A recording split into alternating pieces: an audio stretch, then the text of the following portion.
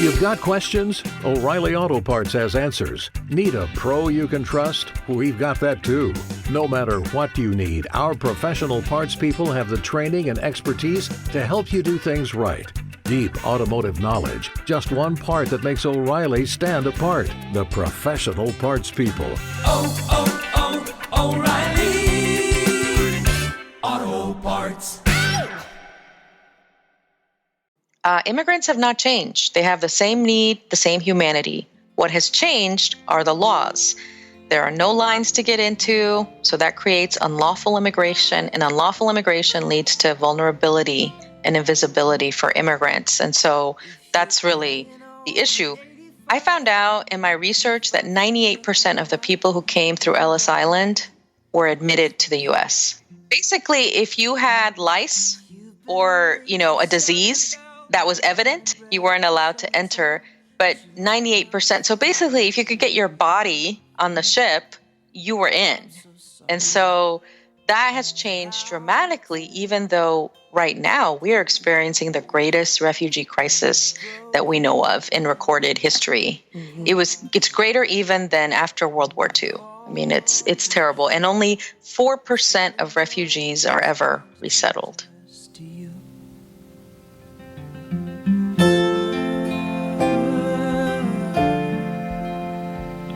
Welcome to the Deconstructionist Podcast. I am your lonely host, John Williamson. I'm here sitting in the studio all by my lonesome because Adam, my dear friend, is out there somewhere traveling and helping people with rare diseases. So he's doing good work. So he's out there for a good reason. But I bring you today a new episode. Unfortunately, Adam could be a part of it, but we had the next best thing. Our dear friend Katie Hertert, whose name might sound familiar to you if you've been listening to the podcast for a while, she pinch hit for Adam at the end of 2018, at the end of last year.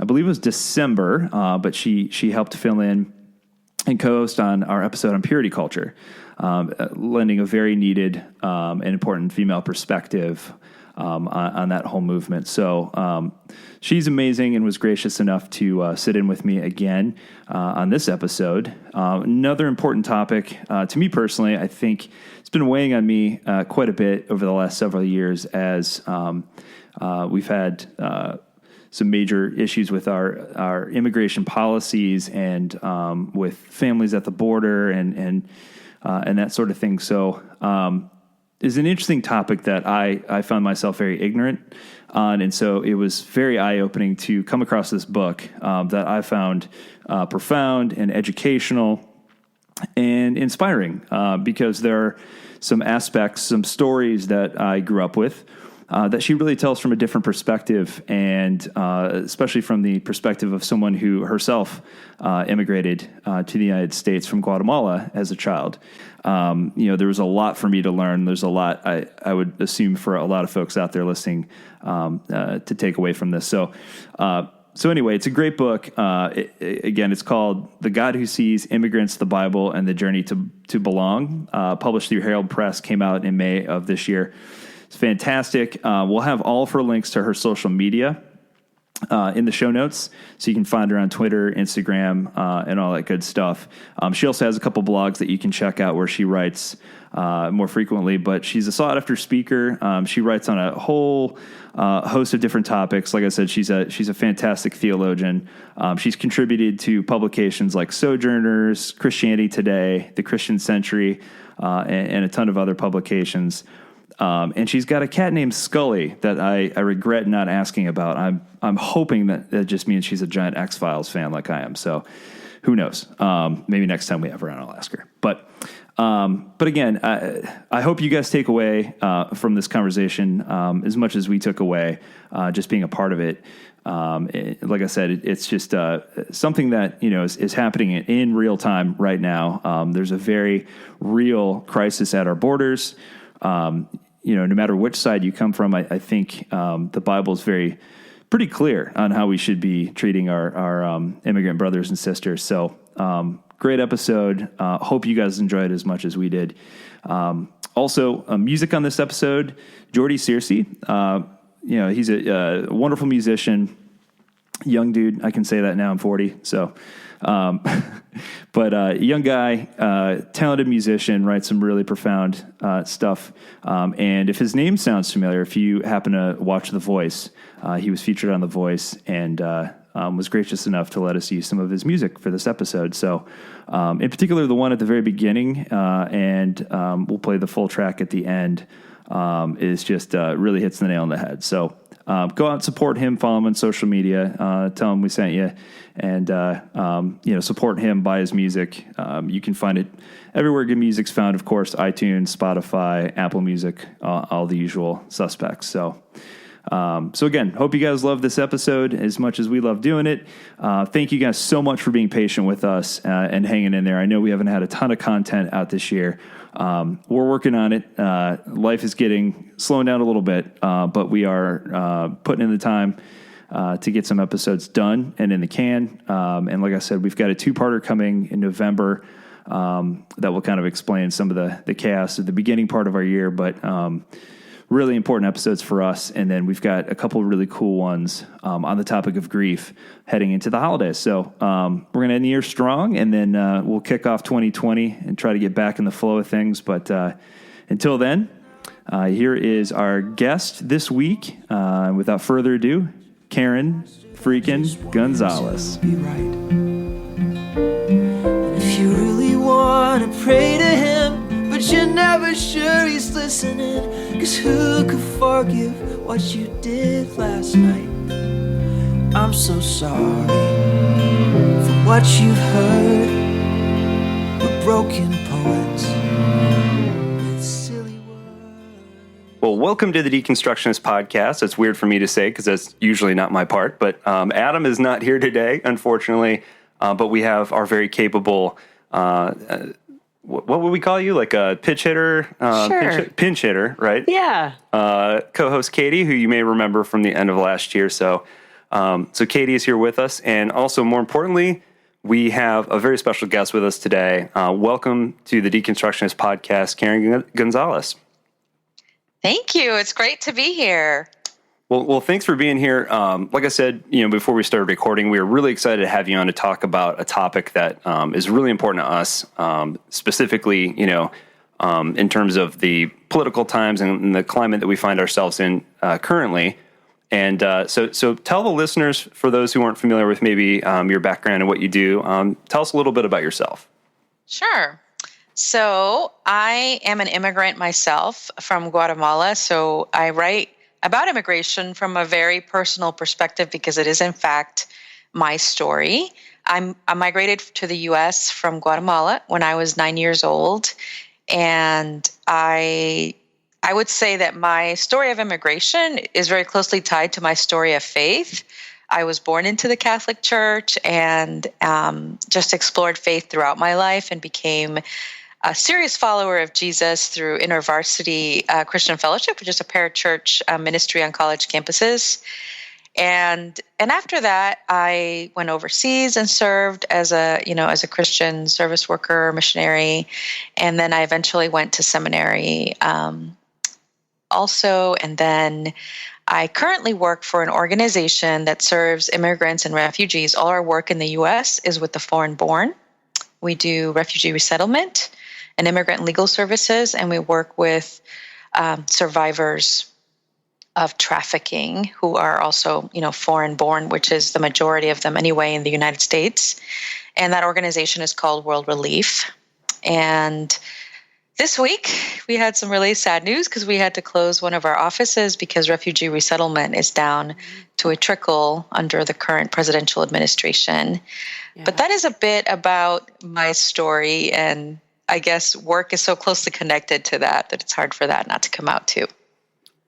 Well, one of the main reasons we wanted to have you on is because you have this great book out. It's called The God Who Sees: Immigrants, the Bible, and the Journey to Belong. Tell us a little bit about that. And obviously, one of the things that on the Deconstructionist Podcast that we noticed is that, at least to us anyway, this immigration situation seems like a pretty obvious thing when you really read the Bible, specifically the New Testament. But the entire Bible really has a lot to say about immigration, how we should treat immigrants. And so tell us the inspiration behind what led you to write this book. So when I started working at World Relief, I started as a church mobilizer, which means I would go to churches in the Baltimore, D.C. area where I live, and I would talk to them about God's heart for immigrants. And the majority of them were evangelical churches, but I also worked with a lot of mainlines because it is, the kind of the Northeast, so there's a lot of mainline churches. And when I was doing that, I read a lot of books on the subject, of course, because I would preach and teach and talk about the Bible and what the Bible says. And I started to notice that most of the texts written about immigration from a biblical perspective were all written by white people. And I don't think there's anything wrong with that. This is not an indictment of that at all. I think there's a place for that for sure. But there's also a place for us as immigrants to be telling our own stories. And that's what I wasn't seeing. And, I went to see Hamilton, and that was my ultimate inspiration, because I was like, this is so interesting. Awesome. Yeah, because you have this story, right, of an immigrant founding father, right, from a different social class, different family, different country. And the story of the founding of America from his perspective is so different from the one that I was taught. Yeah. And I thought, this is a perspective that's needed. And so I began praying and thinking about writing the book, but that's where it came from. That's so awesome. That's really exciting. So what was the reception at these churches that you brought your message of reaching out and touching immigrant lives through World Relief? What was the welcome that you got there? So I will tell you that I found not a big difference between mainline churches and evangelical churches. I think that what I did find, however, is that mainline church pastors, and these would be your Presbyterians, Lutherans, Methodists, were much more welcoming. The pastors themselves were easier to access and talk to than evangelical pastors. But in terms of the congregations, I didn't find that much difference at all. In fact, there's a lot of misinformation out there. There are a lot of people whose view of immigration is more informed by their peers, by the media, by their family, than it is by the words of Jesus, frankly. And so in terms of that, I didn't find that much difference. The access was just different because, there's this whole thing in the evangelical church, the Billy Graham rule about not meeting alone with women. And so it makes it harder for women to have access, right, to pastors.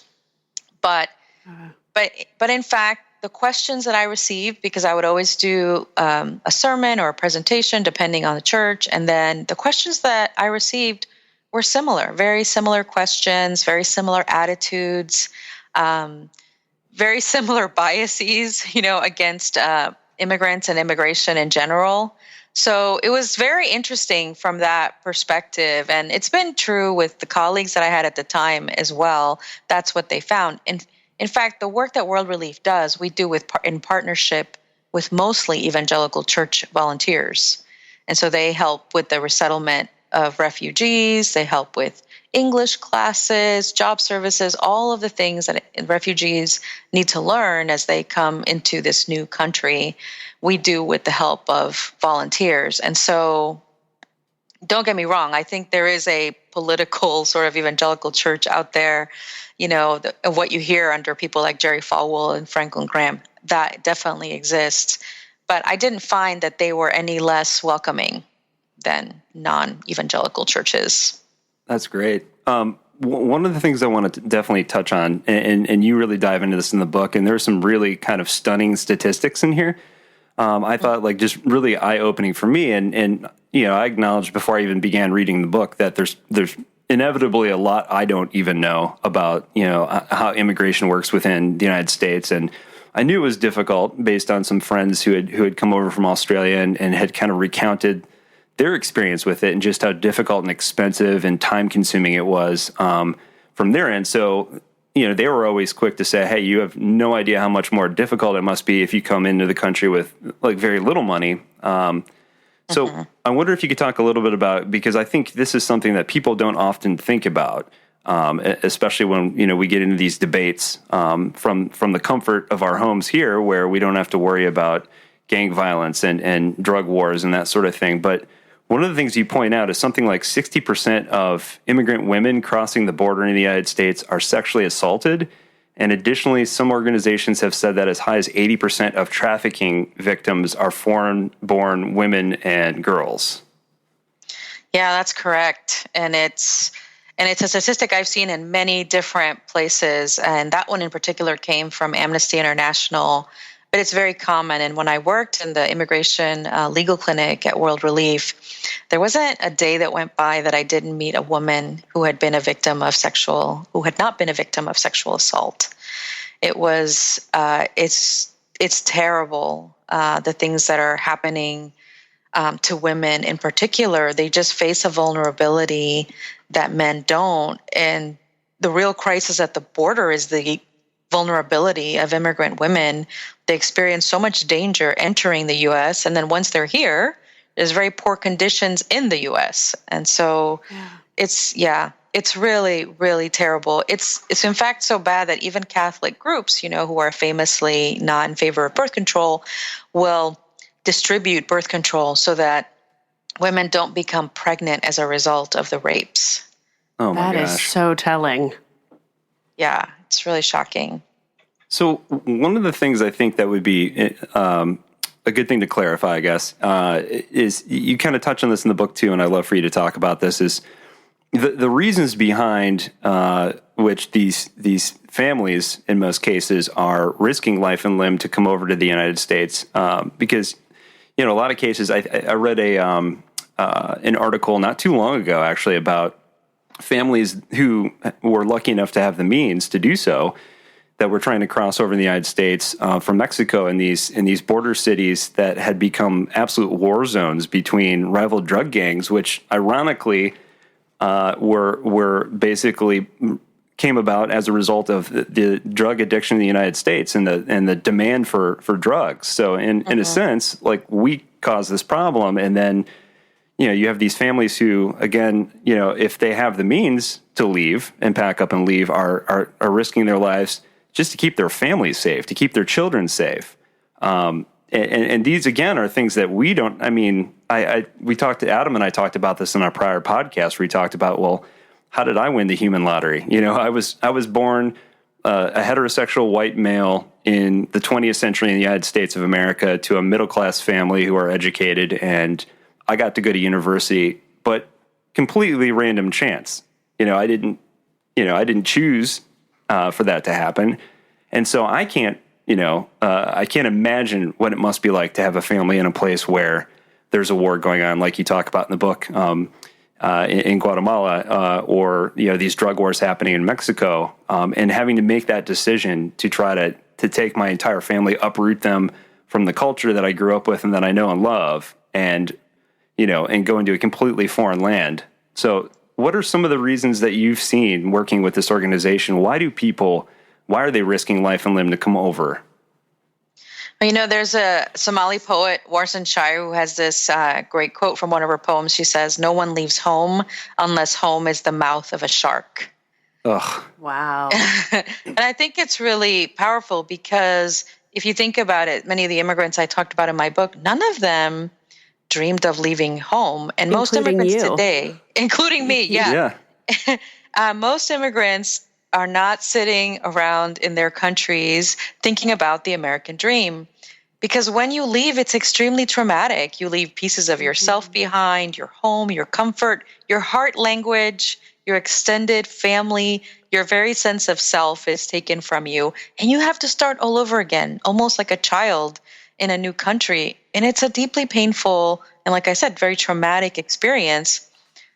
And immigrants embark on that journey either for economic reasons, if you want to feed your family, or have a need to protect their lives and those of the people that they love. So the primary reasons that people migrate to the U.S. are to work, to reunite their families, meaning dad left a long time ago and is working in the U.S. and mom and the kids are in another country, right?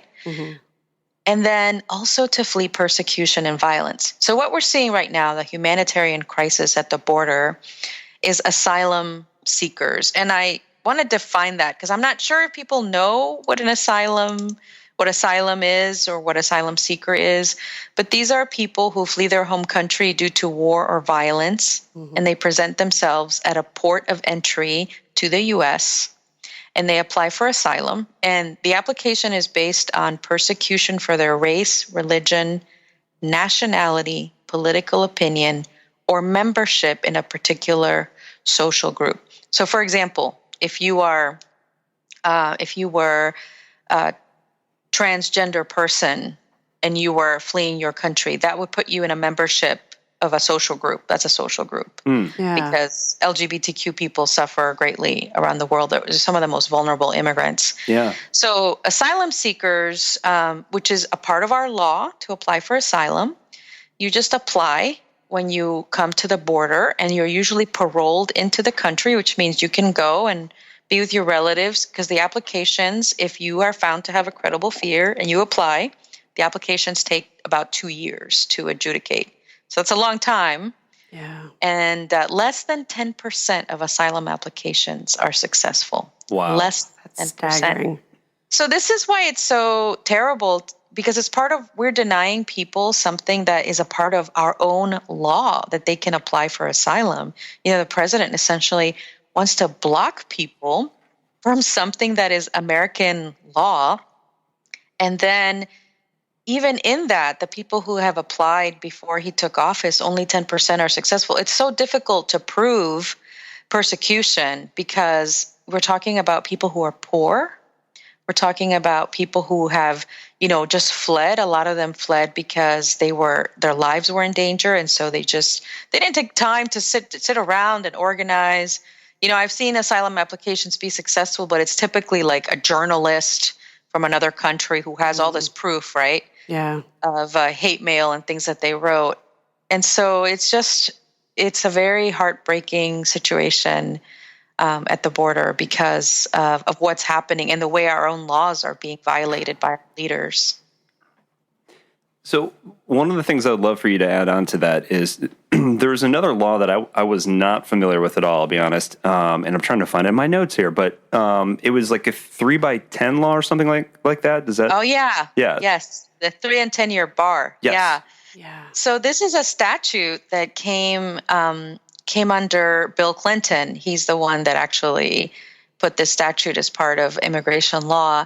And basically it says that if you have been in the United States unlawfully, so you were not admitted, and you have accumulated more than 6 months of unlawful presence, you are barred from the country for 3 years if you apply. So let's say, for example, that I cross the border, as an undocumented person, and I marry a U.S. citizen. So I would be able to adjust my status, right? Because now I'm married to a U.S. citizen.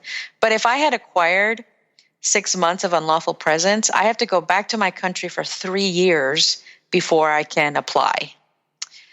And so I either my spouse would come with me, right? Or he and I would just be separated for 3 years.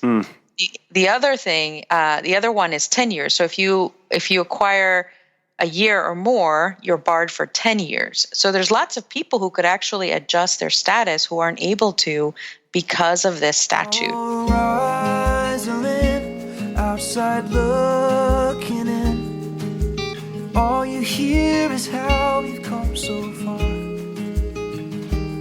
Oh, rise and live, how come we judge your skin? Never give a damn about your heart.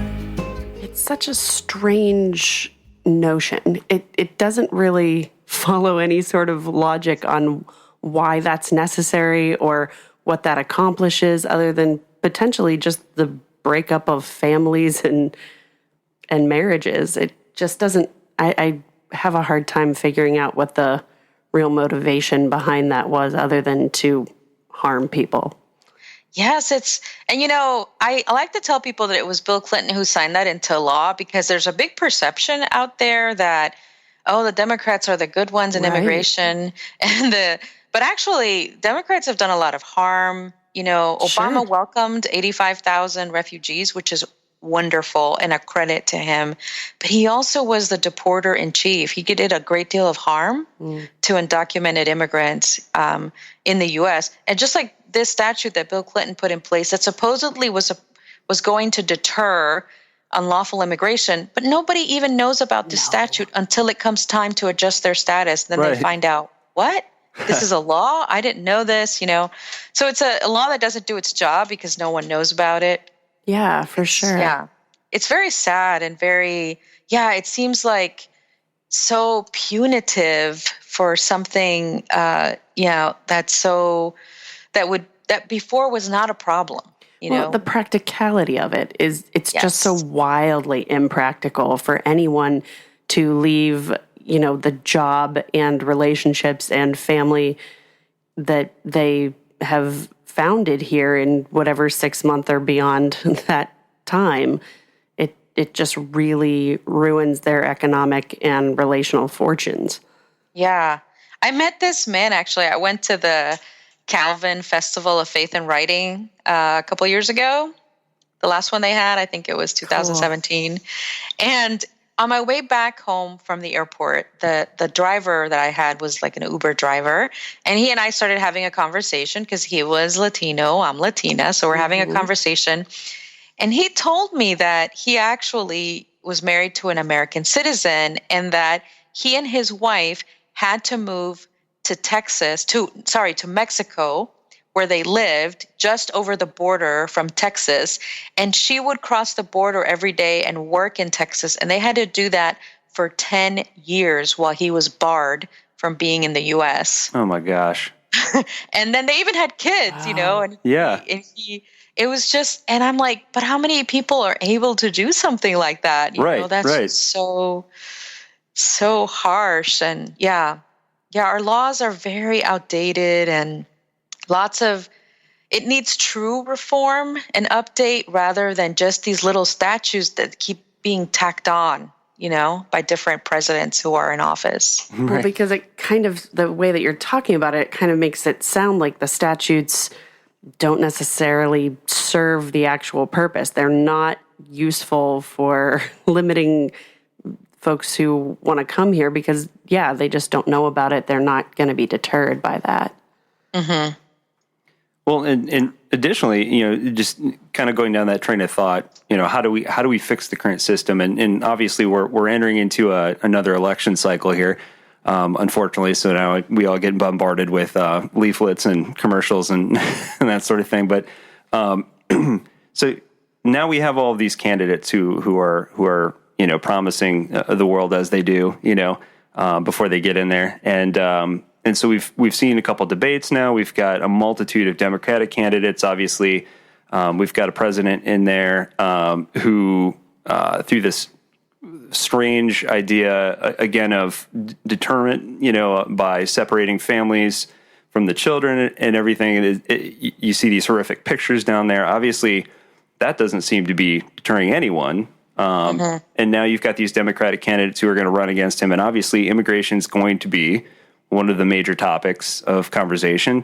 So what being someone who's worked on the front lines and you've seen the ugliness of it and you've seen kind of the, what's the word I'm looking for? These laws that are archaic that just simply aren't working as intended. What would you like to hear out of a candidate? Like what would be some useful, tangible, realistic reform that we could make that would help both sides? I would like to see comprehensive immigration reform that does three things. One, it makes it harder to immigrate or work illegally. So this means we have a secure border and we create an enforceable workplace authorization system. So right now, people can pick and choose if they want to do E-Verify as an employer. And that doesn't make any sense to me if we want to have an enforceable authorization system. So that's one, make it harder to immigrate or work illegally. Two, make it easier to enter and to work lawfully.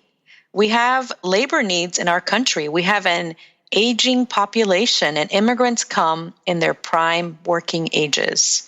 And the fact is 70 to 75% of the people of our food comes from California Central Valley. Okay. Mm-hmm. And 70% of those workers are undocumented immigrants. Our citizens simply are not going to do those jobs. We have even tried that, and they haven't taken those jobs. So we have labor needs. Immigrants right now make up 13% of the population, but they make up 16% of the workforce. Wow. And so that's something that we need. And also, I mean, as Christians and as human beings, we should care about keeping families together. And so make it easier to enter and work lawfully. And then 3, require those who are here unlawfully to earn legal status. They could pay a penalty, pass a background check, pay taxes. And I think any candidate that talks about a comprehensive reform to the system like that, I think is a really, is a candidate that I want to hear from. And so far, they're not that far along yet to where they've talked about the ins and outs of these things. But that to me is real comprehensive immigration reform, because I think a lot of people have the perception that those of us who are immigration advocates and who care about immigrants, that we somehow want open borders. Right. And in an ideal world, yes. But the fact is, we're not going to go back, 500 years to when there were no borders as we understand them today. And so the reality is we're going to have a border. So let's have a secure one, but not a militarized border. I think it's so cruel. We have this militarized border right now, and we don't have an invading army in Mexico. Oh. We have poor migrants fleeing violence and terror and famine, in fact. Yeah. And the language is just so demonizing that is being used that to really try, I mean, what they say, caravanning, like that just is kind of silly. Yeah. It's very, it's cruel that what's happening right now. And it's not helping us. It's not helping them. This is something, it's kind of like you're at this standstill and we could be caring for our neighbors. All these resources we're putting into more border patrol, we could be using to actually care for our neighbors in need. So, yeah. Well, I would love to get into the book now and really talk about, because I think one of the important things too is not only talk about like what's going on at the border, but really tie it back to just so I can make my evangelical friends feel really bad. No, I'm just kidding. But sort of. But so I think you do a great job of the way that you have the book laid out. You kind of divide up the chapters and the references in Scripture. And what I thought was really cool is, I definitely learned a lot. And so you start with the book of Ruth, which I thought was really neat. And you tell the story from kind of a different angle that I really enjoyed. And so talk a little bit about that, like Ruth and kind of the laws that are, or at least the protections and the respect and that sort of thing that she's allotted as she herself is an immigrant. And also you reference this New Testament term, and I'm probably going to butcher this, but philoxenia. Is that right? Okay. Uh-huh. So what does that mean? And talk about like how does Ruth really just kind of set the example of how the Bible really, and how God wants us to treat immigrants? Yeah, that's a great question. But philoxenia is the opposite of xenophobia, which is a fear and hatred of immigrants. Philoxenia is a love and embrace of immigrants. And that's in the Bible? And that's in the Bible. It's in the New Testament. Yes, because it's in Greek. There we go. And we don't see a translation like that, right? But but that's the translation. And I love the book of Ruth, and I always have. And in fact, I talk in the book about the first time I ever encountered that text, and it was in relation to a wedding. There were those words from Ruth: "Wherever you go, I will go. Wherever you stay, I will stay. And your people will be my people, and your God will be my God." And in fact, her words are not about marriage or love or loyalty they are about love in the sense that she loves her mother-in-law, but it's not about romantic love like you would have at a wedding. And these are words spoken about her commitment to migrate with her mother-in-law. Mm-hmm. Where you go, I will go. Where you stay, I will stay. Your people will be my people. And they've just experienced all these losses, and they're returning to Naomi's hometown of Bethlehem because they're widows, they don't have any sons, grandsons, and they're in dire need. And so they return. And what happens when they return is so beautiful, because I'm so used to reading stories in the Bible where God tells the Israelites to do something and they disobey, and God sends prophets and judgment. Yeah. But a lot of it. Yeah. But in this story, that does not happen.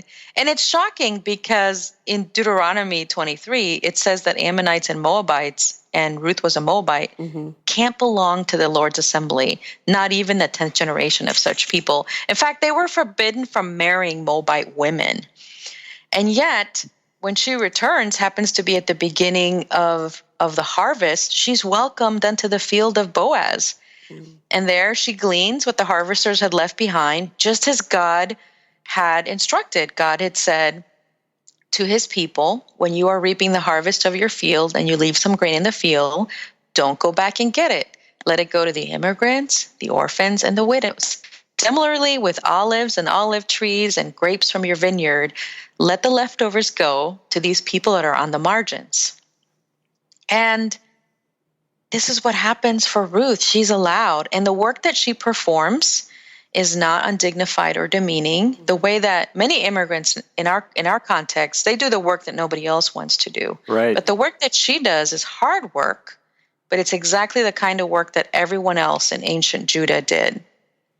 And she's not just entitled to a job, but to respect.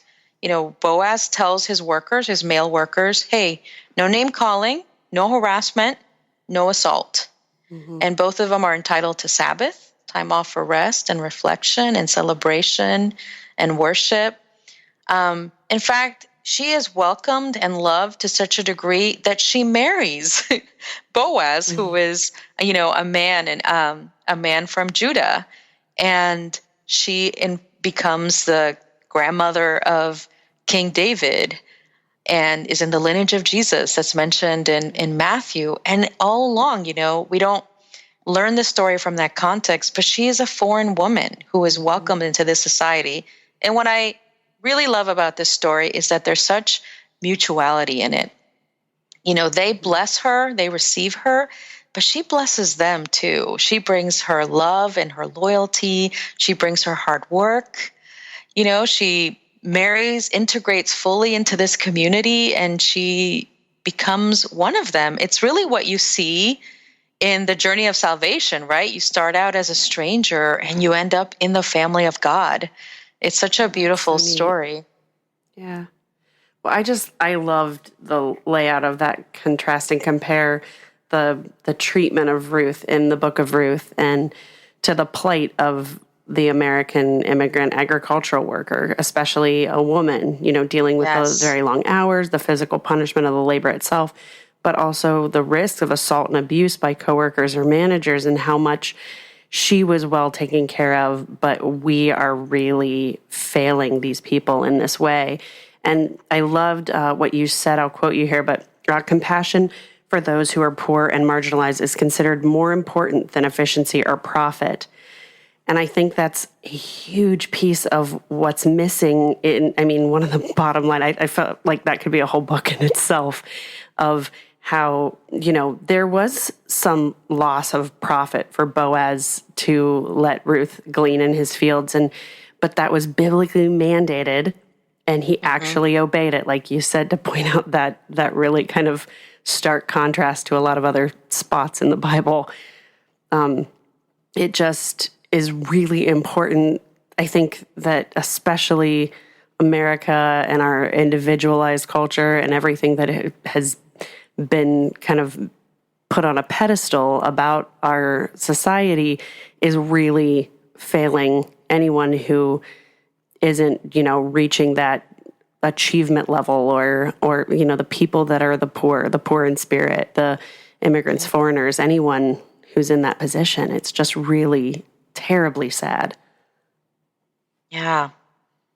Yeah, that story stands in such sharp contrast to our system today, and we think of people in the Old Testament as these primitive people, but sometimes, yeah. Yeah. It's so interesting. And I really love that story and the way that we see that. And it's interesting because that story, people often think of Boaz as sort of the hero that comes in and saves the day, the kinsman redeemer. But really the story is about these two women. And Naomi is the person who changes the most in that story. She's the one that goes from despair to hope in God. Yeah. One of the things, too, I think that's important to note is the fact that you mentioned that they were both widows. And in that time period, what would that have meant for two women who had no sons, no husbands, that sort of thing? The true, though sexist fact was that in the ancient world of the Bible, a woman without a husband was not a woman.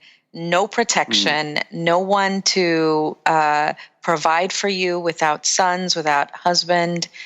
It really, your only assurance of economic security was to be married. It's not as if you could make your own way in the world. You had to be married or connected to a male in some way as a son, or in Naomi's case, a male relative, right? That's why she's so excited about Boaz being a relative of hers. So yeah, truly people on the margins of society who were more often than not so destitute. When I started reading about widows in the ancient world, it gave me new eyes when I would read stories in the New Testament about widows, because I just realized, wow, this reader wants me to know that this person is the most vulnerable of all vulnerable people, Yeah. And it talks about widows and orphans all the time. Yeah. And to us, these things, because, my dad's a widower and I don't, I know widows that are in our context, it doesn't have the same weight, right? That no, word. not anymore. You're right. Gosh. So one of the other examples that you give as you get into the book is you talk about Abraham and Sarah. And I thought this was really interesting because you really shed some light on the fact that, everyone's, who's gone to Sunday school has probably at one point or another heard some of the stories. And there's some crazy stories in the Bible, and specifically Abraham pretending like his wife is his sister is definitely up there with weird stories in the Bible. But you kind of point out as we go along the timeline, Abraham obviously does this for a reason. There's obviously a reason behind it. For protection and that sort of thing. But talk a little bit about just really how serious that was. I mean, and you point out rightly so that, essentially what he's doing is he's trafficking his own wife. Right. So Abraham and Sarah, Abraham experiences a famine, and that's really the number one reason in the Bible for migration.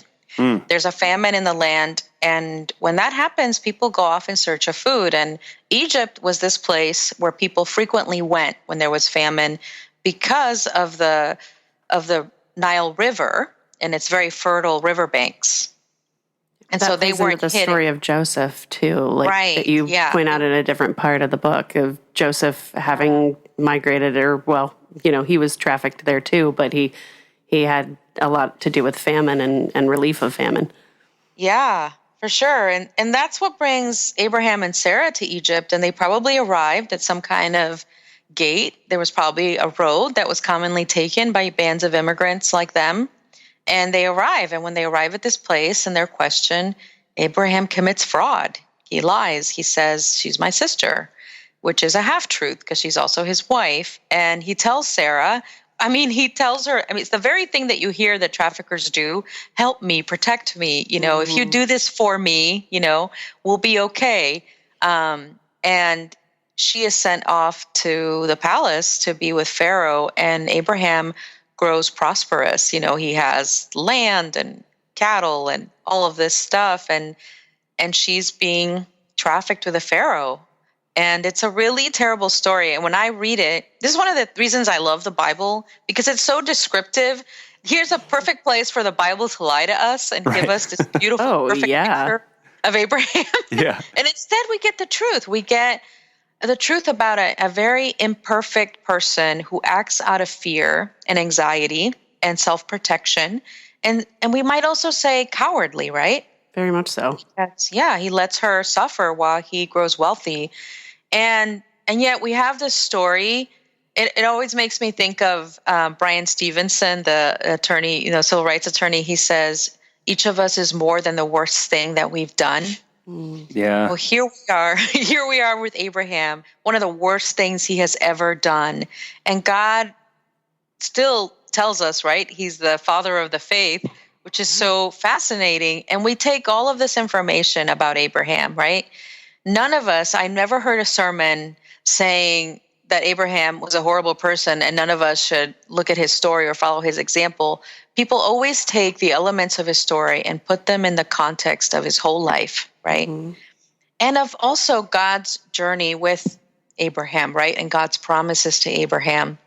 And we don't let this terrible act define Abraham for the rest of his life. And yet we do that in our context for immigrants, right? Mm-hmm. Immigrants, they cross a border, which is a federal misdemeanor. It's not even a felony crime. And yet we assume that means, that's it. They're horrible people. They're criminals. And that's why I wanted to call that chapter Abraham, the Criminal Immigrant, but my editor would not let me do that. She said, it's going to be hard enough for people to think of Abraham as an immigrant, let alone a criminal one. Right. So that's funny. So I wanted to put that into context because, of course, the most frequent question I get when I go to speak about immigration is, Karen, what about Romans 13? I want to talk about Romans 13 and how, people are breaking the law and they'll come out. It says, let every person be subject to the governing authorities. There's no authority except from God, and that God has placed these authorities in place, right? And so we have to obey them. And I just remind people, one, U.S. laws are not God's immutable laws. Our laws change all the time. How many people are out there trying to get abortion, Roe v. Wade repealed, right? Because they know how our laws work. We live in a constitutional republic and we have a legislative branch and they write laws and amend them all the time. It used to be legal to own people as property, right. to deny women the right to vote or own property, right? Well, and how many of those people sped on the way to church? Right, exactly. Yeah. I mean, let's point out the level of law we're breaking and how you probably have broken a similar, did you roll through that stop sign, guy, Yeah. And I also point out to them, Boaz broke the law when he married Ruth. Sure. They were forbidden from marrying Moabites. But I would say that God really blessed that marriage and that union, and that God was not against it, because it seemed that God cared more, right, about the care of Ruth and Naomi, about the people of Judah learning to love their neighbor as themselves, as God's law commanded, right, to love and welcome the immigrant. And Paul himself was executed by the state because he broke Roman laws that came into conflict with his faith. Exactly. He wrote a lot of letters from prison, right? How many of us know the prison epistles? And we know that Paul. Yeah. And so I feel like people often take this, and I deal with it seriously when they bring it up. I say, okay, let's talk about Romans 13. And really, Abraham was my way of dealing with that in the book, because it's the top question out there when I go speak about immigration. That, I think, and the other thing that people is that they feel like immigrants today are different than their ancestors who came before. Sure. Yeah. And so those are the two big things that people want to know. And I let them know, look, immigrants have not changed. They have the same need, the same humanity. What has changed are the laws. There are no lines to get into, so that creates unlawful immigration, and unlawful immigration leads to vulnerability and invisibility for immigrants. And so that's really the issue. I found out in my research that 98% of the people who came through Ellis Island were admitted to the U.S. 98%. Wow. Basically, if you had lice or, a disease, that was evident, like if you had, leprosy or Yeah. if you had tuberculosis. Right. Yeah, that was a big one. You weren't allowed to enter. But 98%. So basically, if you could get your body on the ship, you were in. And so that has changed dramatically, even though right now we are experiencing the greatest refugee crisis that we know of in recorded history. It's greater even than after World War II. I mean, it's terrible. And only 4% of refugees are ever resettled. We all know it's so easy to fake it when all we care about is being blameless. Oh, Rosalind, outside looking in. There a couple of questions, but one that just popped into my head. So what, like, I think it's easy for a lot of people who are on the other side, I would say, than probably where we're sitting right now, where, it's illegal. They broke the law, that, deport them. So, but I think the part that we don't really take into consideration is what happens to those people once they're deported. I think a lot of people just have this like misconception that they're just, pitching tents at the border and camped out over there and everything's great. But what happens? Because I've read reports where people have been deported and have been killed in the country they're trying to flee from violence. So what in your experience, what does happen to these people? So it depends. A lot of times, I'll be honest with you, we lose touch with people once they're deported. We don't know, what happened. We may be able to know for a time. So if you are not Mexican, you are not deported to Mexico. And so that's the other thing that people think, that everybody's deported to Mexico. No, you're deported to your country of origin. Yeah, to your country of origin. So you were deported back to Guatemala, back to Honduras, back to wherever it is was your origin.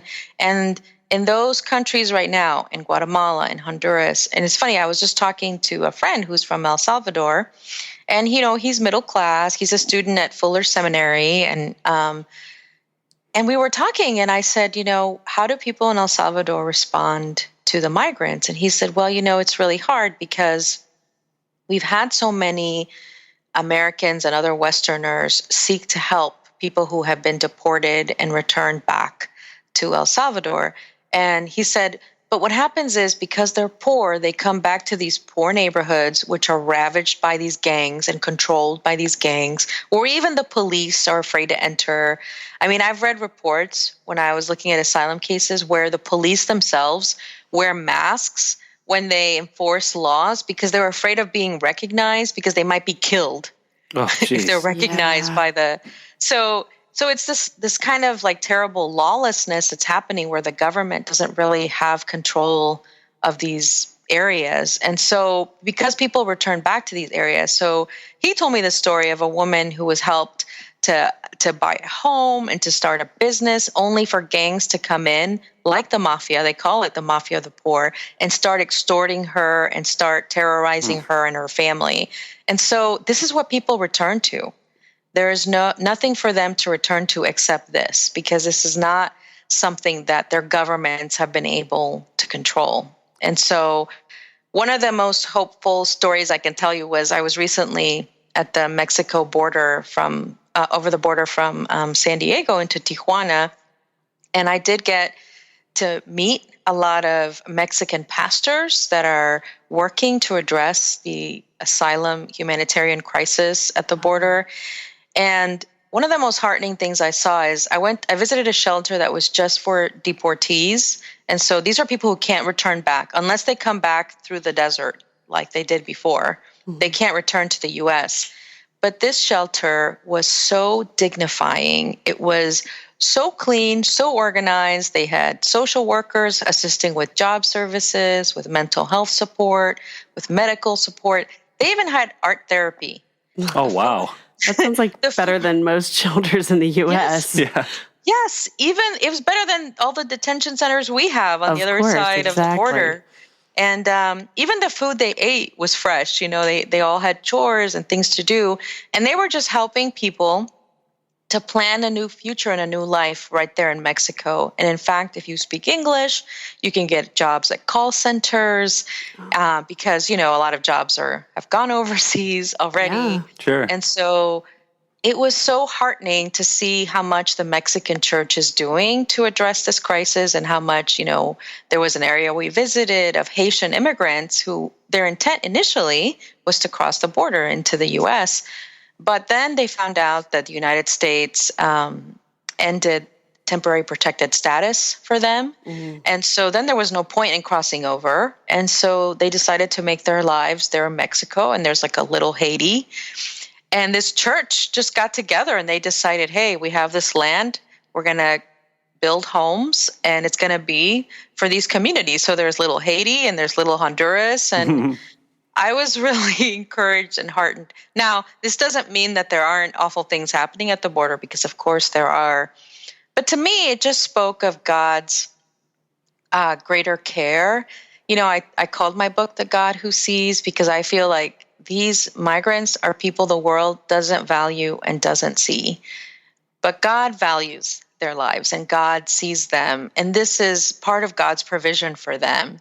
And that to me was so encouraging, because that's what faith is, right? We trust in what we do not see. And we believe that God is at work in things that we don't understand. And so for me, that was such an encouraging time. But yes, the fate of deported people is not what I saw there in Mexico. It's mostly the stories that you hear about where people return and they're murdered, or they're extorted, they're forced into gangs, women experience horrible sexual violence. So yeah, all the things that they were trying to flee from in the first place, and that brought them to try to migrate in the very first. Mm-hmm. Well, a couple of things that you mentioned there that you kind of already started to dispel another misconception. This idea that immigrants come over and they're just a drain on the economy and that sort of thing. But it sounds like these are people who they want to work, they want to make a living, they want to have respect and dignity. And again, I think you rightly said, I think we so often turn them into a statistic or kind of separate them out into what we would call the other. So it's very easy to demonize a group of people when they're just a number now. Exactly. Yeah. One of the biggest misconceptions is that immigrants come here to receive public benefits. They're not eligible for public benefits. American citizens have a very difficult time. I'm a social worker. I mean, that's a very difficult thing to access, even as an American citizen born here. Yes. And, one of the things I would point out to people when I would go speak about immigration is I would ask them to go home and take a look at their Social Security card, and that it's this little piece of construction paper, right? Right. Even a teenager with a decent printer could make a fake one, and yet that little piece of construction paper is my authorization to work in this country as a U.S. citizen, right? And if my government cares so much that everybody be a legal worker, why isn't it as secure as my U.S. passport, which has a chip in it? It has a chip. Or my driver's license, which has the magnetic strip on the back.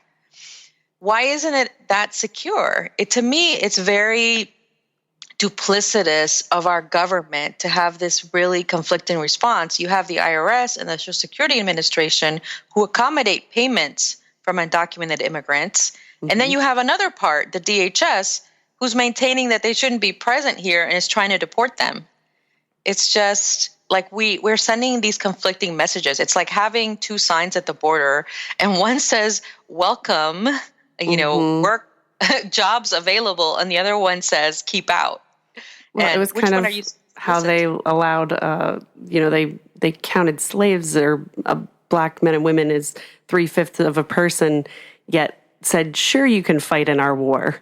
Go right ahead, pick up a gun and fight for our side. You're a whole person there, but, you're only 3/5 otherwise. It's very conflicted based on what needs are being met by that individual. It is, and it's treating people as human resources instead of human beings. Absolutely. Right? Yeah, and last year, undocumented immigrants paid $12 billion in taxes. Whoa. Yeah. Yeah. So they're paying a lot, and most of them are doing it with fake Social Security cards. So that means they're not filing for their refund at the end of the year No, because they couldn't get don't that want to do back. that. No. Right. So that's even more money that the IRS is getting. And so that's a big myth around immigration. And so I try to reinforce to people, immigrants come here to work, they pay taxes. In fact, the Cato Institute, which is a libertarian think tank, even they have acknowledged, and you can go to their page and look at it, that the average undocumented immigrant pays $80,000 more throughout their lifetime into the system than they ever receive back. Of course. Yeah, because they're not able to get it back. They're not able to get it back. Now they are, of course, sending their kids to school. So at the state level and the local level, you have that. But I think we'd all agree that an educated population benefits all of us. Well, and the cost of that is such a drop in the bucket compared to the dollars going towards, like you said, into the system. So I liked this line a lot from the book where you said there's plenty for you and there's plenty for me.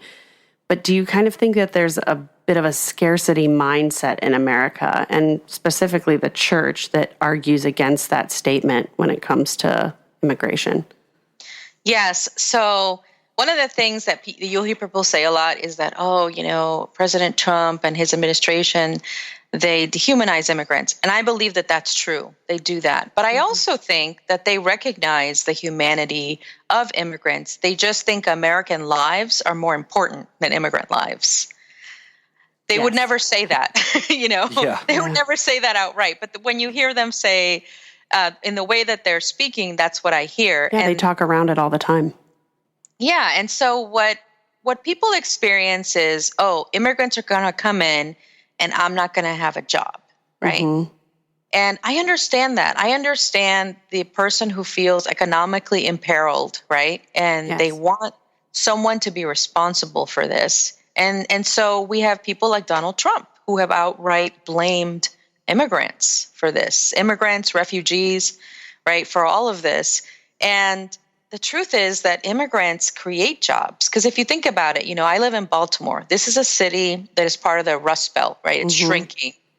And the only way that cities like mine grow, in fact, Buffalo was brought back from the brink by refugees and immigrants. Because if you think about immigrant communities moving into a city, well, now they need jobs, right? But they also need haircuts. They also will buy groceries. They also need to rent apartments. And so all of these... And they're going to build housing too. Right. As they need it, they're going to be part of the process of making it. Exactly. So almost all economists say that immigration, and particularly illegal immigration, have benefited the U.S. economy. Because immigrants fill in the holes in our labor market at both the high end and the low end of the educational spectrum. And so... I don't know that many immigrants in Baltimore. I don't know that many American citizens in Baltimore who want to work cleaning linens for all the hospitals that Johns Hopkins has around here. Yeah. I mean, you think about hospital linens and the body fluids that are involved in that. Right. But this is work that immigrants do here. They work at the Amazon warehouse. They work at the Under Armour warehouse. I know where all the immigrants in my community work. They do a lot of service jobs, a lot of construction jobs. I don't see U.S. citizens flocking to these industries in any way. I see people because they know, I speak English. Maybe I can be a receptionist, if I don't have a lot of education, let's say, right? And so these are the jobs that immigrants do. And so then it opens up jobs for Americans who have language skills and who have more education to move into other jobs. And what happens is the second generation, then the children of these immigrants, then they're the ones that go to college, right? And they move up. And then the third generation, they're the ones that, major in musical theater and whatever. So that's like the cycle that you see. And it's the cycle that we saw with the Irish immigration, with the Italian immigration, with, Eastern Europeans. You had, that's the cycle. You come, you're a poor immigrant, you're struggling to survive, but you provide for your children, right? And they're able to have a better life than you had. Yeah. And so one of the things that I think concerns me, and that seems to be a lot of what the politicians are somewhat talking around, is that I think some of that us and them is not just that it was a few generations back, but I think that there is some deep-seated racism, just to call it right out, that they're saying, well, that's fine because my people were white and it's the black and brown people that I'm concerned with. And that is just really untenable as part of, especially coming out of the church specifically, that seems to be a lot of driving this us them language and these fears and these scarcity mindsets, I think. Yes. And when I speak to people, I establish some kind of rules of engagement. I don't let people say horrible, racist things in front of me, even if I'm speaking to a church. I don't let people do that. And I will rephrase their question. Even if they call people illegals, I said, human beings are not illegal. So we talk about unauthorized immigrants or undocumented immigrants, right? Because they're people. And we want to use humanizing, dignifying language. Of course. And so when people say outright racist things, I just don't engage. Honestly, those are not the people that I'm after, and I'm not going to defend my humanity to them, because when I talk about immigrants, I'm talking about me. Absolutely. Right. I'm part of that community. And so I certainly want people to engage in a respectful dialogue. But when people come at me with really racist things, or recently there was that journalist who said, he didn't want little brown grandchildren someday. I have nothing to say to somebody like that, because if you're just an outright racist and you're not there to engage in dialogue, to grow, you're not curious, you're not willing to love your neighbor, then, or to get to know your neighbor to some degree, then there's nothing for us to talk about. They say that whenever you're addressing a group, 20% of people are with you, 20% of people are definitely against you. Yeah. And you're going for that 60% in the middle, right? That don't know. They've heard things on both sides. Maybe they don't know what to think or how to think about it. And that might be a even sharper statistic when you're talking about something as polarizing and as politicized and as just has been so divisive and used divisively. I think that's one of the biggest problems right now, is that it's being used to continue to divide and to sow up dissent. Yes. I think as much as possible, we have to communicate to people like, you are the immigrant. I talk to mostly groups of Christians, and I say, in the New Testament, Paul used this metaphor of us, we're citizens of another world. Our citizenship is not here. Our loyalty and our commitment isn't to our own country or nationality, but it's to our God. It's to the things that Jesus said and commanded us to do. And if Jesus was anything, he was not a person that was pro-empire. That's why he was executed by the empire. Right. That's a very good point. So I do remind people of that, and I try to get them to see you are the immigrant, according to Paul. That's who you are, as someone who is a person of faith, a Christian. And if this is what your Bible says, what your God says, this is why I engaged in the book and narrative, because I wanted people to see those stories. I know that we're transformed when we see the Bible from the margins, but most of us don't have eyes to see that, because the people who are in our seminaries and in our pulpits are mostly white men, and they're not seeing the world from the margins. And so I wrote the book to help people to see that perspective of, look, these are immigrants in the Bible. Jesus himself fled. And it was so fascinating to read about the Coptic Church in Egypt and how they honor these spaces where they believe the Holy Family took refuge in Egypt. It was really beautiful to learn that, because this is a story that we've lost in the West, right? Yeah. We don't focus on Jesus as a refugee. But yeah, and people have come up to me and told me they were really surprised by that they had never considered the nationalities of these people and that they had been moving around. I went in the spring. We took my dad to Europe for his 70th birthday, and we went to Dublin. And there is an emigration museum there. Emigration, like people who have left Ireland. And so, a lot of people left Ireland and came to the U.S. We know that, right? During the Great Famine. John's and my people among them. Both of us are Irish descent. Yeah. Yes. Well, it was so fascinating, the view the Irish had of immigration, because they've had citizens leave. Even in 2015, 30,000 Irish people left because there's not jobs and economic opportunity. There's a lot of economic depression. Right.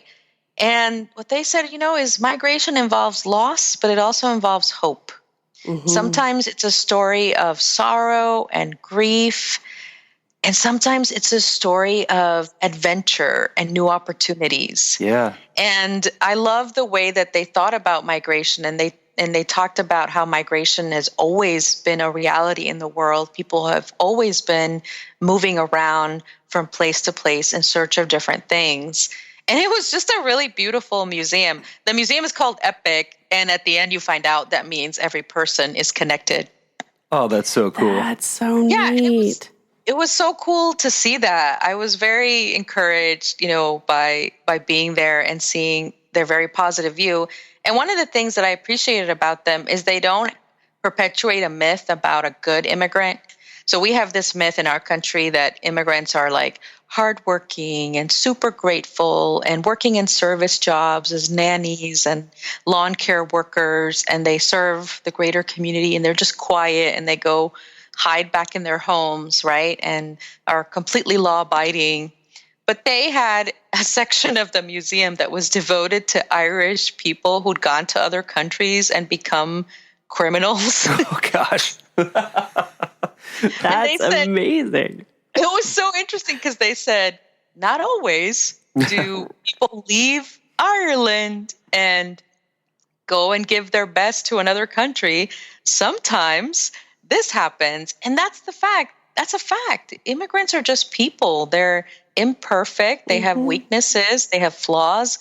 And we shouldn't have an expectation, that they're somehow better than they should behave better than our citizens. They're just people. Well, that's a good balanced view of it. Yeah. Yeah. They're just doing the best they can, like all of us, right? Yeah, and precisely. so, yeah, it was really good.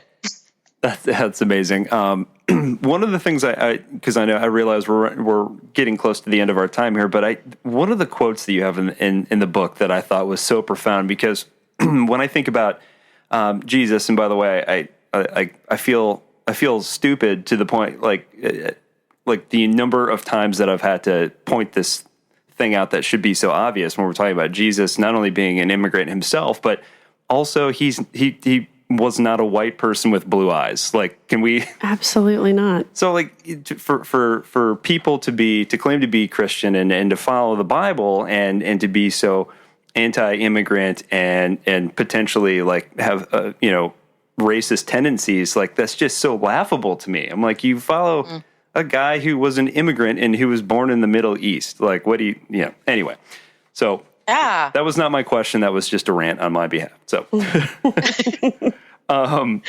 but you have this quote in the book that I thought was amazing, because when I think about Jesus specifically and his teachings and his mission on earth, I think about a guy who was, as you said earlier in the interview, very anti-empire and who came to really like disrupt the system, specifically systems of power that were corrupt and would, kind of standing on the neck of the, as you said, the most exposed and the most vulnerable people in society. I mean, it's very, very clear. And so you talk about this movie that you saw, Father Romero, And you have this quote in there that I thought was brilliant, and I just want to quote this really quick and get your thoughts on it. But you quote him where he says the words, I think we should all be reminded of: a church that does not provoke crisis, a gospel that does not disturb, a word of God that does not rankle, a word of God that does not touch the concrete sin of the society in which it is being proclaimed. What kind of gospel is that? Just nice, pious considerations that bother nobody.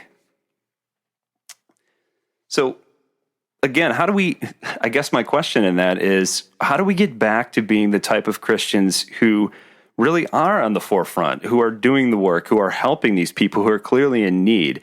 Because I read a statistic earlier this week that says something somewhere as high as like 80% of specifically evangelical Christians still support and think that we are doing this magnificent job at the border right now, and it stuns me.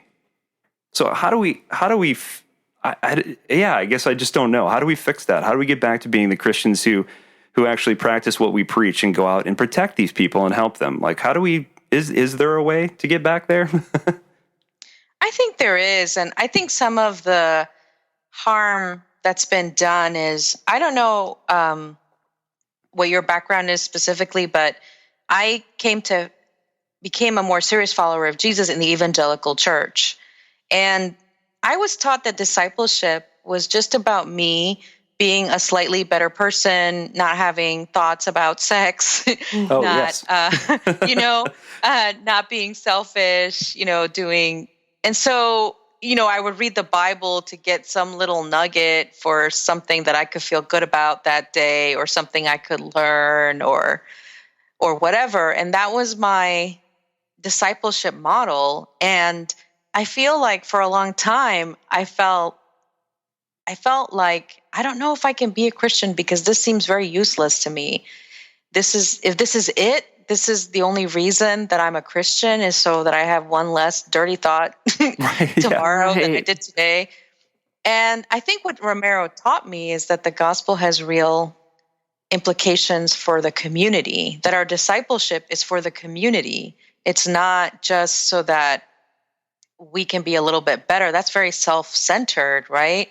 But how can my community be better? How can there be a common good, right? Flourishing for all. Like you see in the book of Ruth, this flourishing for the whole community, because they listen to God's teaching about how they should treat immigrants. And so I encourage people that, look, there is no such thing as a marathon in the justice work. And people love to say that. And I'm like, who wants to engage in a marathon? That's 26 miles of running where you're going to soil your own pants. I'm like, I don't want to do that. But the work of justice, my Twitter friend, Andre Henry says, it's really a relay. You have a part to do, and that's all you can do, right? And there are things you can do. And I encourage people, one of the first things they can do is, because it's really common for people to talk to me and want to get involved with immigrants out of a sense of like pity or compassion, or they've heard some story or saw some picture, right?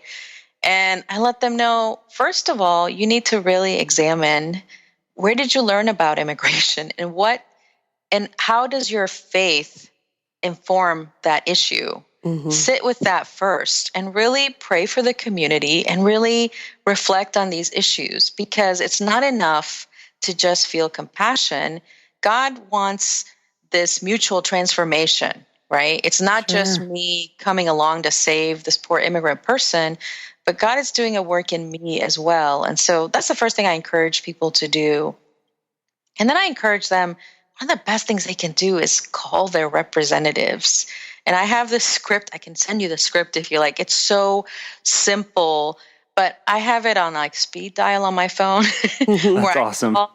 And it's very simple. I just say, hi, I want to talk to, do you work in Senator or Representative Elijah Cummings' office? He's my representative here in Baltimore. I want you to know that I'm really upset about what's happening at the border, and I'd like to know what he's doing, how he's voting on these issues. And they'll tell me, they take down my name and it's something that's very effective. It's more effective than social media. It's more effective than even writing them letters. If you call them, it's very, very effective. And then advocate locally where you are. Establish rules of engagement with your friends and family. Don't let them say awful, dehumanizing things to people about people in your presence, So I've established that in my circle. You can disagree on the issue of immigration, but you are not allowed to dehumanize immigrants, and you're not allowed to say disparaging and awful things about them. And if it's possible, if there's relationship, sometimes I ask people, just curious questions like, where did you learn that? Where did you hear that? Yeah. Sometimes I offer correction. Like I meet people all the time who think that immigration advocates want open borders. And I say, oh no, I don't know any that are advocating for that. Sure. Most of us want a secure border. So, and also one of the things I tell people is one of the most helpful things you can do is not to post things on social media until you have checked the facts. And one of the best sites that you can go to is the National Immigration Forum. Another one is the American Immigration Council. These are think tanks. They're nonpartisan, and all they do is research immigration issues. And it's very accessible. It's not like some high academic language. You just type in whatever you want to know about. Refugees, DACA, anything. And you can learn about it. And you can be informed so that when people say things, I saw somebody post on Facebook about illegal refugees. I'm like, there's no such thing as an illegal refugee. Refugees come here with an immigrant visa, Right. So yeah, there's so much misinformation flying around and rhetoric and talking heads about this that don't really know what they're talking about, unfortunately. Yeah. And it's really harmful, even when it's something pro-immigrant that's posted. So I tell people, make sure you check, what you're posting. And the last thing, one of the most helpful things people can do is give to organizations that are providing legal services. And there's a lot of them working at the border. I started giving monthly to the shelter that I visited because, it's a branch of the Catholic Church. And they're doing such good work that I want to support them in any way I can. Sure. But there's so many groups that are doing really good work. Raíces, Texas, Al Otro Lado in California. There's a lot of good groups doing really good work. And frankly, I know a lot of people want to go to the border, want to see things, but what's really needed are people who are legally trained to be able to help these migrants. And you and I can go and we can feel sad, but we really can't help them in the way that a legal representative can. And so that's another very concrete way to be able to help immigrant families, and especially in the crisis at the border. So I'm sorry, that's such a long answer. No, that's great. It's a great answer. It gives some good moments of being able to walk it out and do something, because sometimes it just feels like such a big issue. And one of the main things John and I were talking about even before we started the interview was we just wish we could help, without having to fly to the border and just kind of stand there helpless, because we know that's probably mostly what we would do. But we wanted to do things that were actually going to be impactful and helpful to the folks who are really struggling and suffering. Yeah. It's really good. And we can all do something. We can't do everything, but all of us can do something. I liked your relay metaphor. That's empowering. Yeah. Oh man, this is such good information. We'll make sure we put links in the show notes, and if there are any lawyers out there listening and you want to help, where should they go? Like if there happen to be some lawyers out there who want to help and lend a hand from a legal perspective, who would they get in touch with? That sort of thing. Well, actually, you can contact World Relief, and we can put you in touch with partner organizations that we work with there. But they have to be specifically immigration lawyers. Okay. Very good. Well, immigration lawyers listening, go there and help out.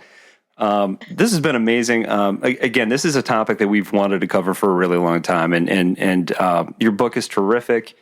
People should go out and get it.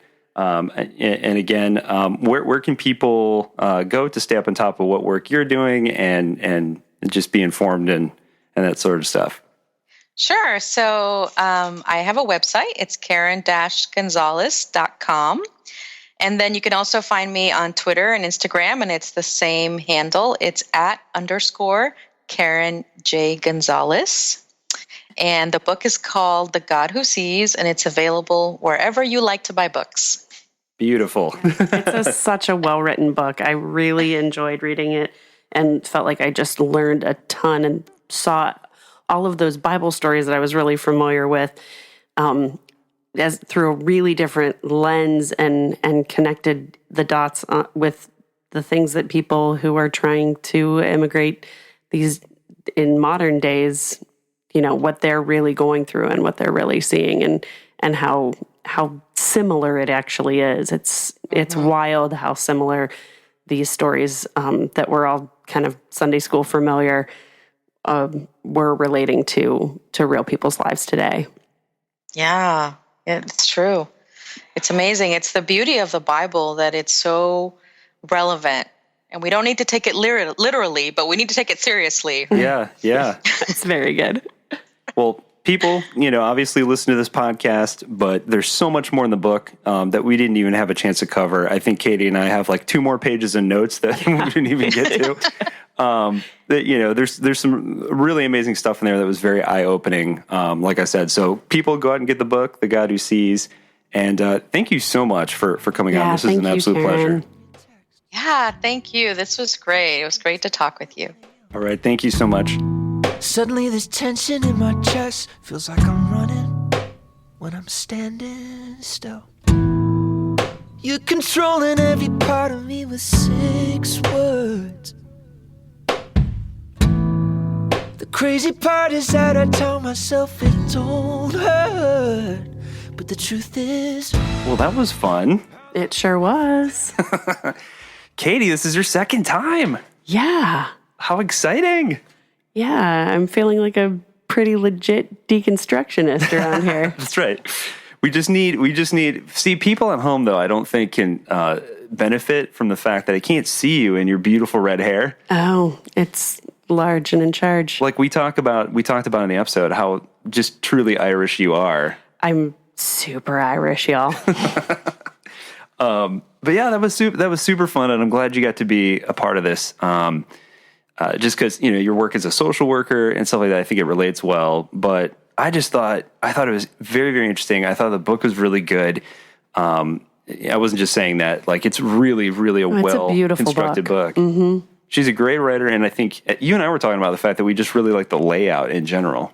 Yeah, she set it up nicely to really tie in Bible characters and stories with the true plight of real people, not only her own story as an immigrant and coming to the U.S. as a child and growing up here and all of the challenges and struggles with that, but also with and her faith journey, which is really very cool. And then also with other people that through her work with World Relief that she's had the opportunity to meet and some of their real life discoveries and difficulties for them and how they really tie so nicely back in to the story of migration and immigration in the Bible. These folks that we've been reading about and learning about in Sunday school for, all of our lives.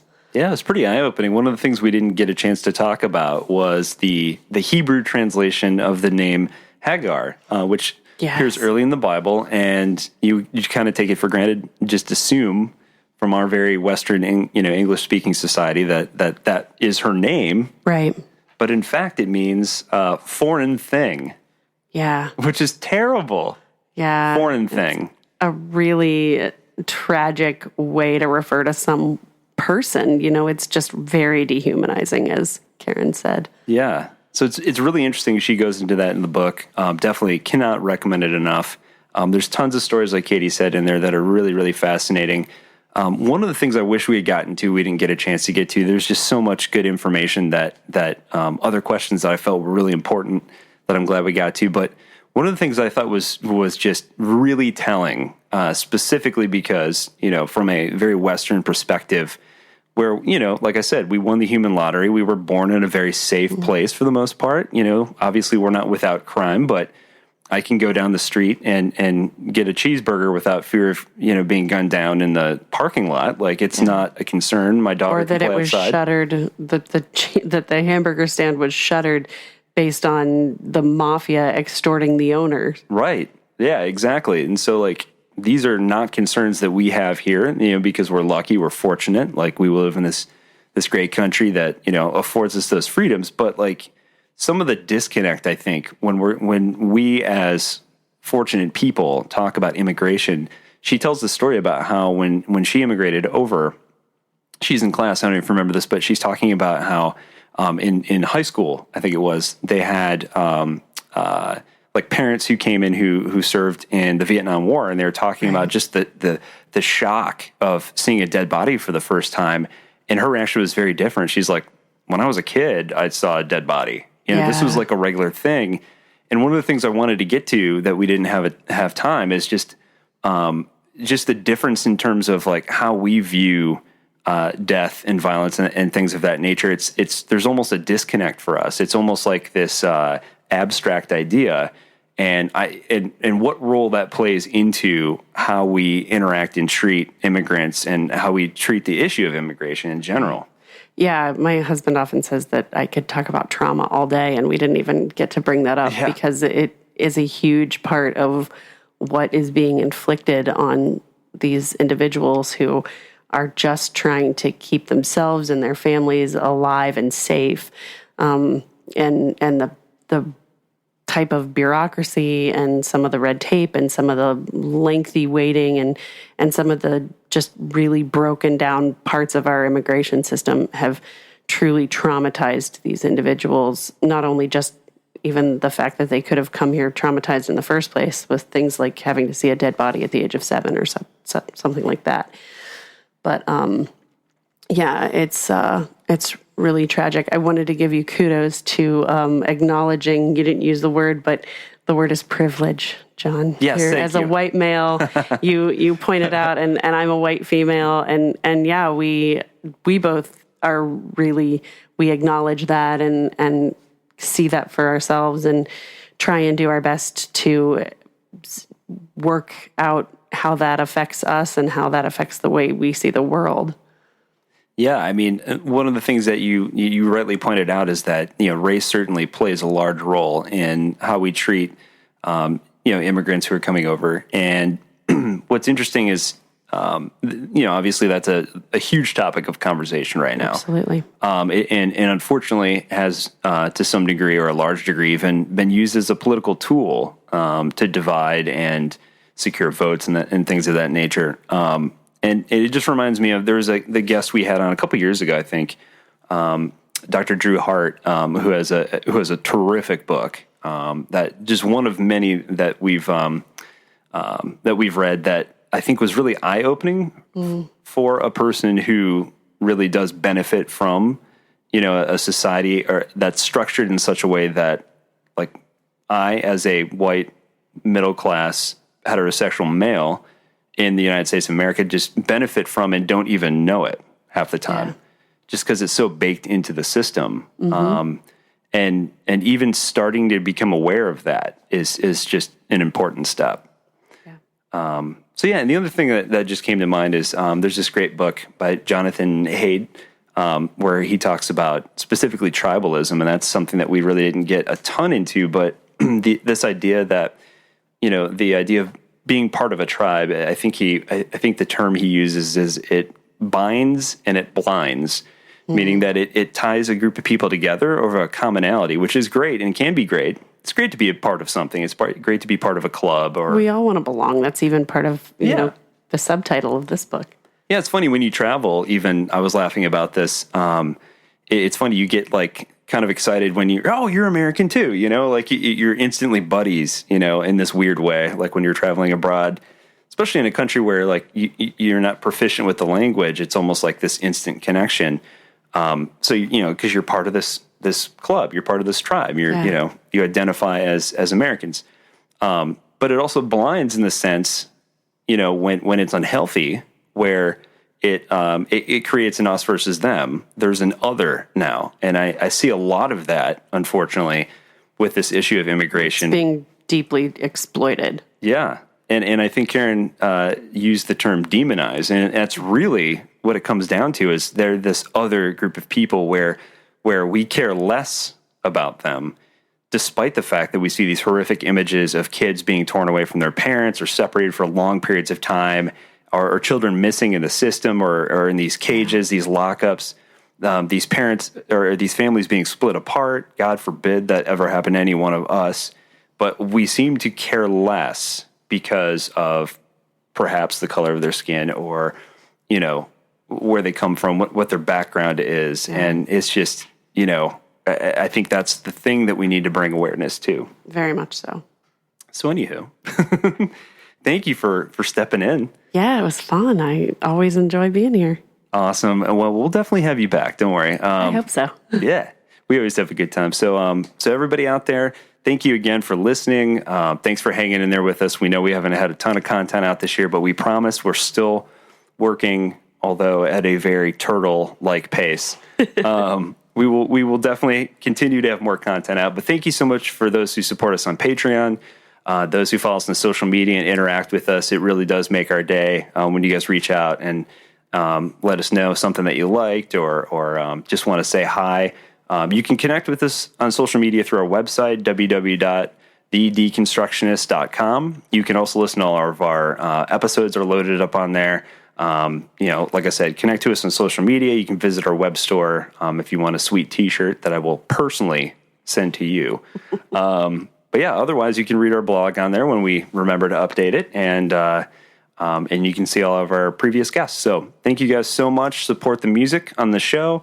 I don't know who it is right now, but trust me, it'll be in the show notes and you'll hear it throughout the episode. So follow those links, follow them, help support them as an artist, and we appreciate you.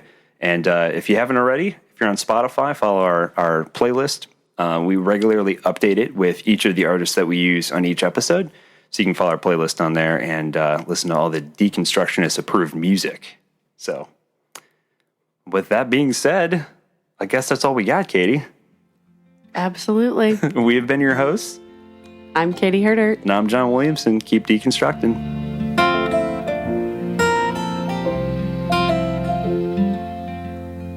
If you're gay and over 85 and you fought for your whole life that when God made you, you just messed up. If you've been raised a Southern belle, born and bred for show and tell, but you lie down feeling never good enough, I'm so sorry for how it's been. We're broken artists with broken pens. We paint our pride and call it truth. I'm sorry no one explained Jesus to you.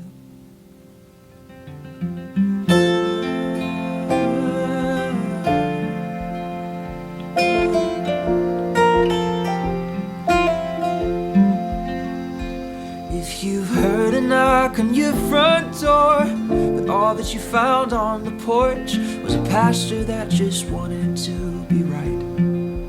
And if you really want to pray to him, but you're never sure he's listening, 'cause who could forgive what you did last night? I'm so sorry for what you've heard. We're broken poets with silly words. We paint agendas and call it truth. I'm sorry no one explained Jesus to you.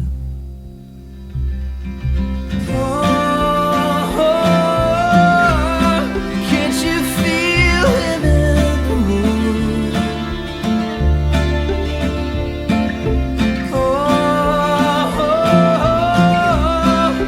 All he wants is